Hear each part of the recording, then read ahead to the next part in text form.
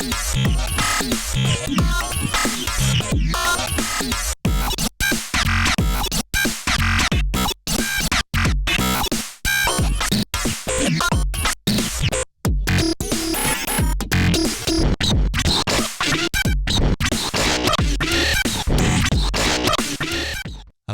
welcome to my new video. And what is this video about? Well, I'm going to make some glitchy sounds and I'm going to try and turn them into a really swinging groove. You're going to really be able to tap your foot to it. And I'm going to do this using some incredibly dangerous techniques in Ableton Live. Just going to generate some very weird noises and then put them into simpler to chop them up and experiment with trying to make them swing using the arpeggiator and also some other stuff. And hopefully it'll be very nice and we'll have a lovely time. So as you can see here, I've got 2 resampling channels ready to go. How weird. Wouldn't normally do that. Right, so this is what we're going to do. We're going to start with the echo. I'm going to get the echo in here and I'm going to go to character and I'm going to turn the noise up and we're going to get some noise here. Okay, that's very nice. Set this to about 40% where it starts to do that. Yeah, I like that very much. Right, I'm going to go down to 90 BPM and I'm going to record just 1 bar of that noise. There we go. Good. Let's delete that. We don't need that anymore. Now we've got this 1 bar of noise here. All right. Now what I'm going to do is I'm going to close me thing. Yeah. I'm going to duplicate this 64 times. So let's go. Duplicate until we get to 64 and then stop. Yep. Okay, there we go. So I don't need these ones. Let's delete these ones.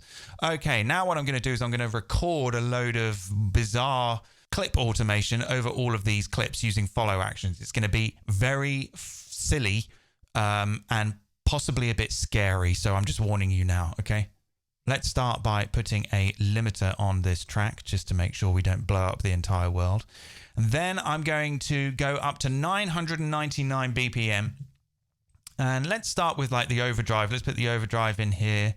Actually, what we need to do first is right-click the track, go select track content, go to the clip editor, go to the launch tab. I believe that's called launch.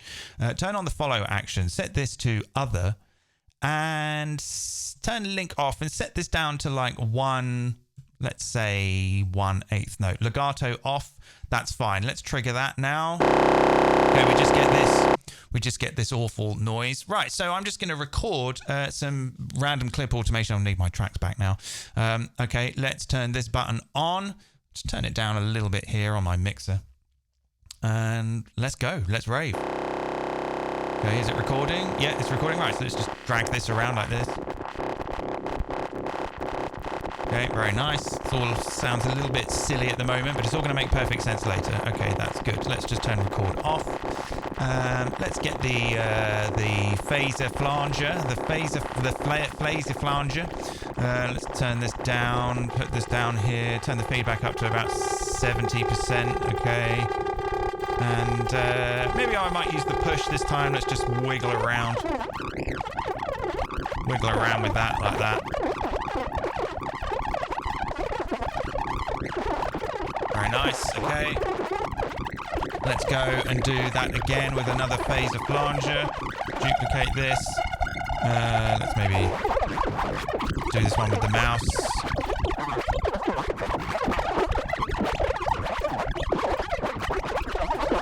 Okay, that's good. Let's get a redux. Let's put a redux in the middle and just screw around with that a little bit. Just tweak the knobs, you know, click and drag, doesn't matter. It's all just complete nonsense. Don't worry, this is perfectly normal behavior. No one will think you're weird, trust me. Okay, right, that's fine. Let's get the shifter in now. Let's get the shifter in and just turn off record for a second. Let's turn the delay on, set it to milliseconds, set the feedback quite high. Turn record back on. Tweak all this stuff.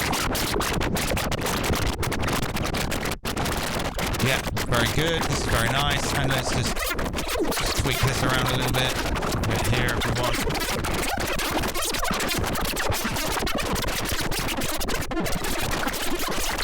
Okay, that's very good. Now let's get the... upset me a little bit. Let's turn that down. Let's get the EQ8. Let's get the EQ8 in. Let's put this at the end here. And we're just going to sort of screw around with a load of these bands. None of this makes any sense. No one really cares. It's just all for fun and laughs. Right, let's twiggle this one around. And this one. And this one, yeah, okay, it's all good. It's all starting to sound very stupid. All right, let's do this one too. All the bands, just wiggle all the bands around. Yeah, that's nice. Yeah. Okay, we've destroyed the internet. Right, okay, this is beautiful. Look at all of this junk. Having a mad party. That's nice. Maybe I was a little aggressive with some of the filtering. Let's turn these off. I think that. Let's make them all this one. Yeah, let's make them all that one. Let's make a couple of them this one. Yeah, these ones. I've just noticed that some of them look like this one looks like a mouth open, and this one looks like a smiley mouth. There you go. Okay, good. This is all happening quite well. What else could we do? Well, we could maybe do another overdrive. Let's get the overdrive. Where's the overdrive? Let's get another overdrive. Put this at the end. Oh, and record on here. Right, okay. Oh, go back here. Okay. Good. 7 minutes in, and I'm sure everyone is really excited.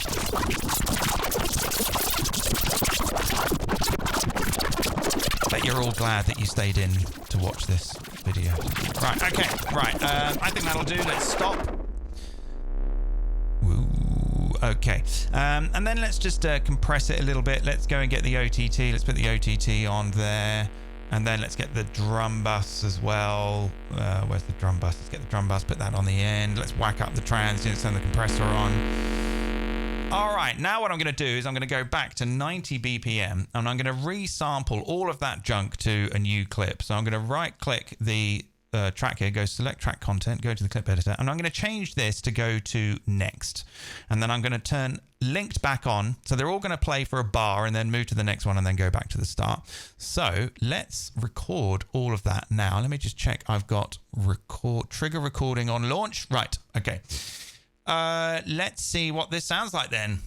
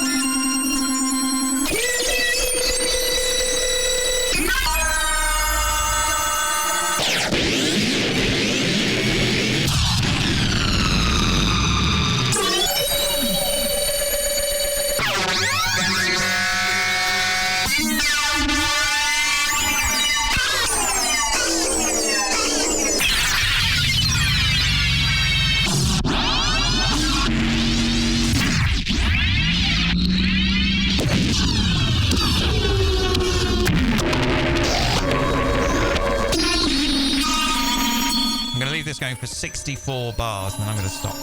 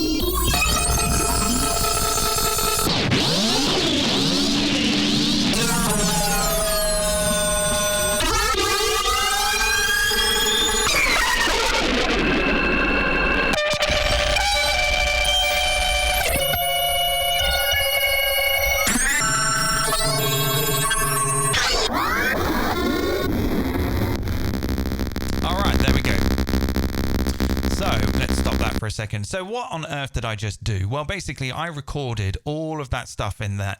All of these effects got recorded into these clips as automation. And so when I did it at like 999 BPM, it happened so fast that it just created a complete mess of events. But when you play, if we were to go and look at some of these clips here, if we go to sort of like, you can see all this automation's been, it's all kind of happened at the start. So what happens is that when that clip gets triggered, it's just going to sort of go, and then leave this huge tail of stuff, because pretty much all the other automation would have just stopped by that point. You can see if we go to each thing here, it's all kind of in the first eighth note, and that just creates like a big sort of sprong. I don't know. And then, yeah, we record that over to this clip. So now I'm going to go and put this clip in simpler, and we're going to start chopping it up and trying to make it kind of swing, make a kind of, it's going to sort of be like a glitchy swing type thing. Let's get simpler, put this in here. Let's put the clip in there. Let's go to slice. It's already on slice. Okay, let's go to slice via region and turn this up to 64. Now I have a large array of 64 different slices.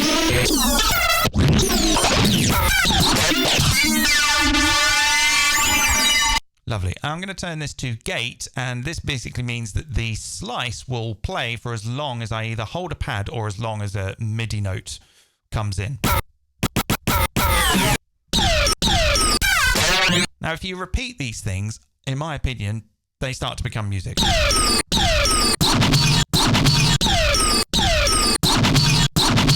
All right, but what I'm going to do is I'm going to do this with an arpeggiator, and I'm just going to kind of create like a sort of thing that you can just sort of touch, and then music is going to come out. So let's go to the MIDI effects. Let's get the arpeggiator in. And to start with, I'm going to set the rate to 16. I'm going to turn the steps to 2 and the distance to 1. And I'm going to set the groove to swing 16 and turn hold on. So let's see what happens.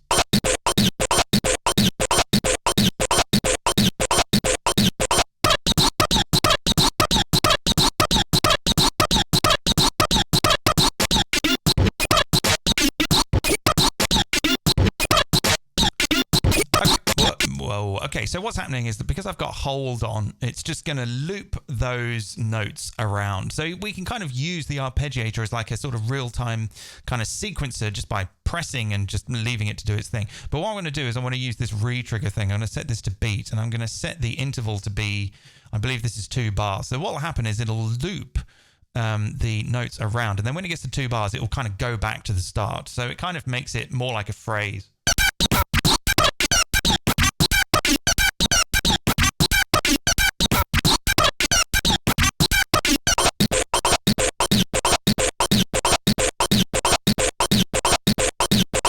Okay, very nice. But now I want to get to the really interesting thing. This is the thing that I stumbled upon the other day when I was practicing this, and I thought, oh, this is really interesting. I could really get into this. So I often like to use the velocity plugin to just randomize incoming velocity, so much so that I've even made it my default preset. Whenever a MIDI note comes in, it can be randomized, and you do that by setting the output high to 64, the random to 64, and the mode to fixed. That basically creates, you know, any note that comes in will get a random velocity. Now, if you feed that into the arpeggiator then starts to act a little bit like a kind of a buffer for that array of different velocities. Each note that comes in is going to get assigned a random velocity set by the plugin, but the arpeggiator will kind of loop it back and round and round and round. And we can kind of use that like a real-time velocity sequencer. How could we like use that though? Well, we can use the expression control, because the expression control has velocity as an input. So what will happen is all the velocities get stored in the arpeggiator and cycle round and round, and then they will get picked up by the expression control, which we can then map to something in order to create like a sequence. So why don't we get the note length? Let's put the note length in here, put it after the expression control, before the simpler. Let's set this to this value. Let's set this to 16, and we're going to map the gate. So I'm going to set this to remote. I'm going to go map, and I'm going to map the gate. So watch what happens. All right. That was 1 note. Let's try 3 notes.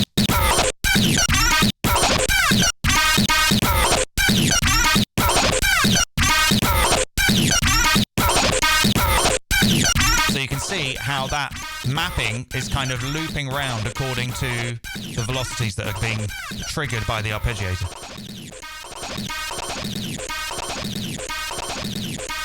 So it means that we can kind of chop up the sounds like even more. But if we use this output range here, we could say that we maybe want this to go from something like 10% to 55%.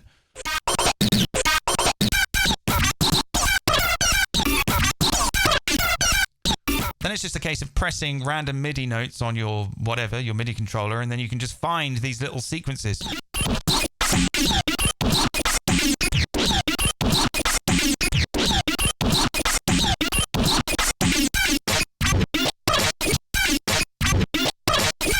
If you want, you can change the length here to like eighth notes. Get a different feel.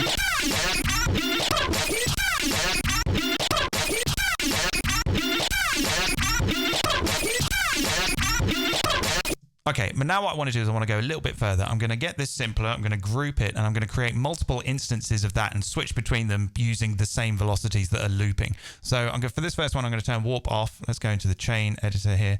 Let's duplicate this one. So let's solo this one. For this one, we can have set it to beats. Let's actually multiply it by 2 so it's playing for twice as long. Set it to forwards only and set this to something like 16th notes to see what this sounds like. Oh, I turn my volume up. There we go. Instant more glitch. Just more glitch. Come on, it's Wednesday.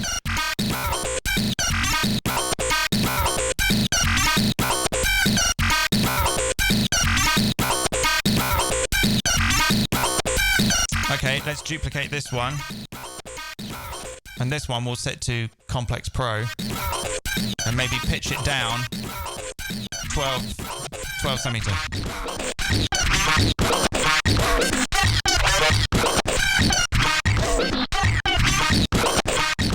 Alright, let's duplicate that one again. And this one will pitch up 12 semitones.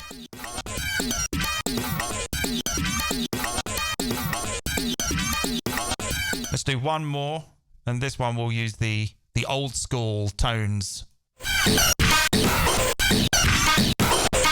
See if we can multiply it by 2 even more.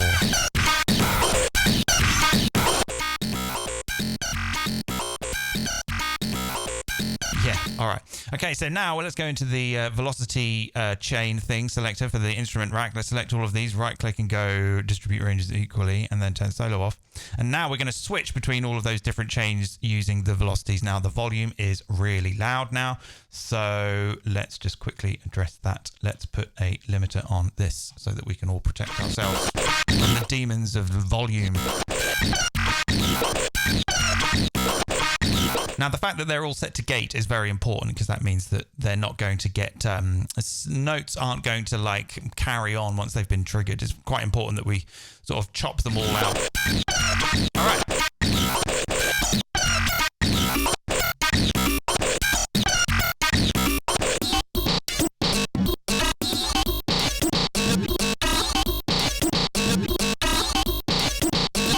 Okay, so it needs a little bit of context now. So let's go and get some drums. Let's just bring in the 909. And I think maybe what I might do is sidechain all of this stuff off this 909 kit. So let's go and get the compressor. Where is the compressor? Under C for compressor. Right. We could maybe put that. Let's put that after the limiter. Let's open the sidechain tab, turn sidechain on, go to input. Let's go core 909 kit. And then let's quickly program in a very simple kick and snare here. Nothing fancy. We're just going to use it to pump. All right, let's maybe make this a little bit more exciting. Turn the gain up a bit. Let's maybe set the gain to 0. Drive amount. Drive tone. Low gain. Mid gain. All right, let's look at our compressor. Okay, so this is really when the compressor in Ableton, I think, really shines. So let's pull the threshold down. Oh, hang on. Let me just get a rhythm going. Right. Let's turn the threshold down.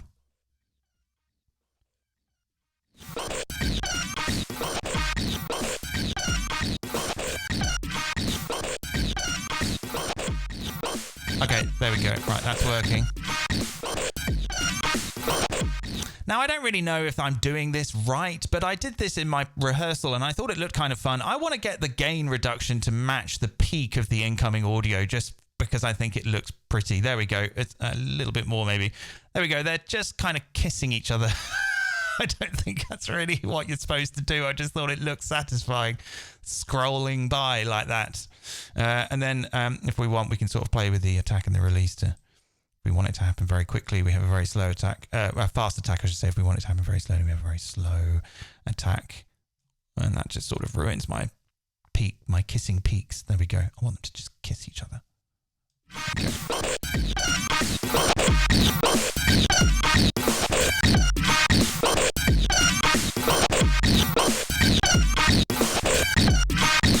All right, and then that's it. You just kind of jam and find things that you like. Just press some random buttons and see what happens.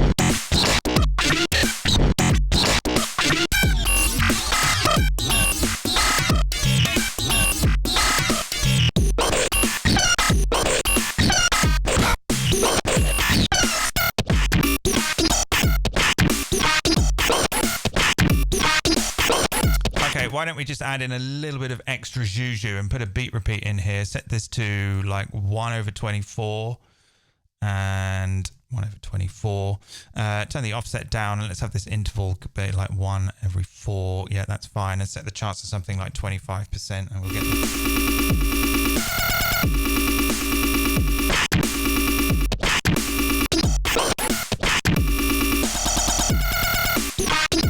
okay, so that's 10% maybe.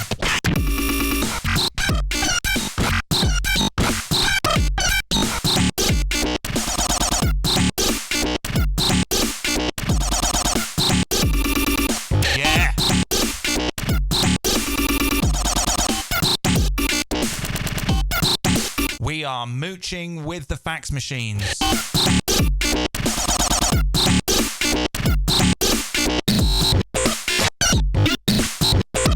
You can't see me right now, but I am really rocking out, but it's very hard for me to use my hands as body language to demonstrate that.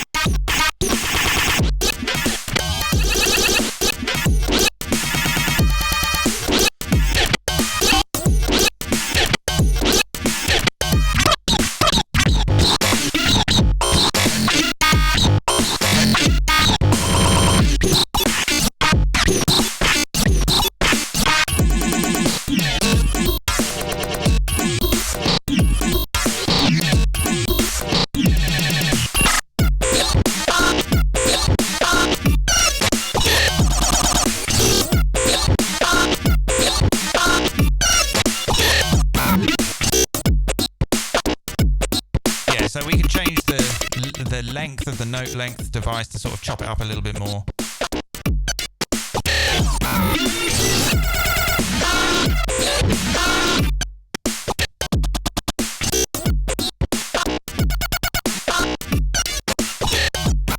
I like it 1/8.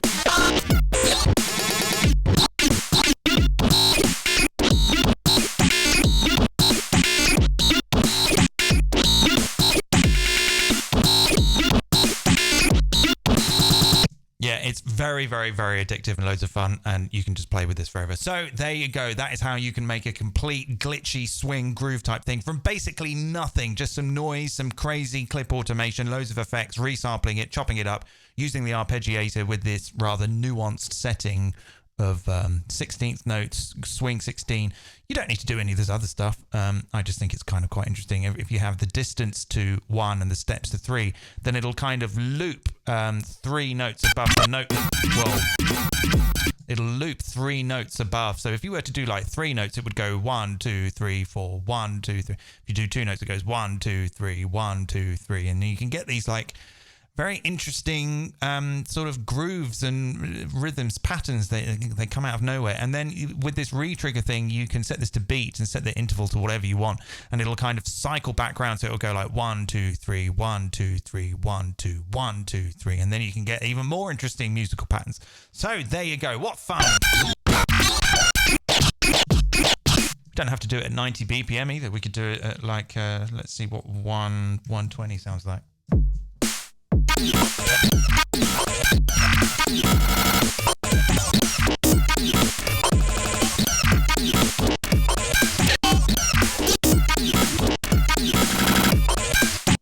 We could try 70, try 60. Let's go really slow.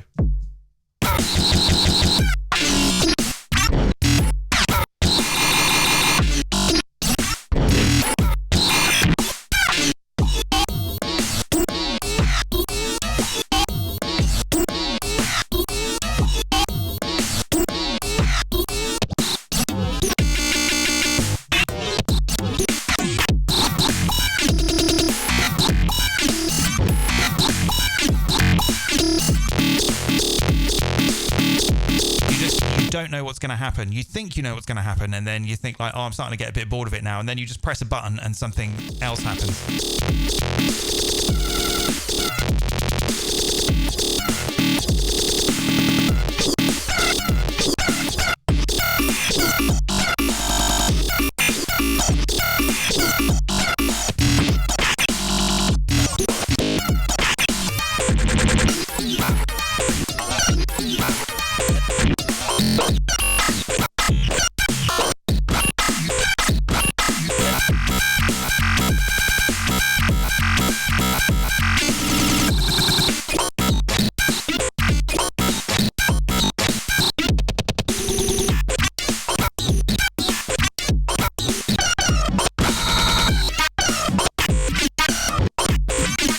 Yeah, as you can see, I like it so much I can't actually stop. Right, so let's actually stop. So there you go. I've explained everything. I've shown how to do it. That's it. It's over. The video's over. I'm going to go and put this Ableton set on my Patreon now, where if you'd like to support me there, you can download it, plus many, many hundreds of other Ableton live sets. And if you want, you can get some private tuition with me, or you can hang out on the Discord, or you can hang out on the Patreon group chat. You can join the tier where we have a special private Zoom hangout once a month. We're having one this weekend. Or you could do none of that and just copy what I've done. Either way, I appreciate your support, and it all goes towards making more fun videos like this. I hope you enjoyed this, and go away and make fax machine sex music. Okay, thanks everyone. See you next time. Bye.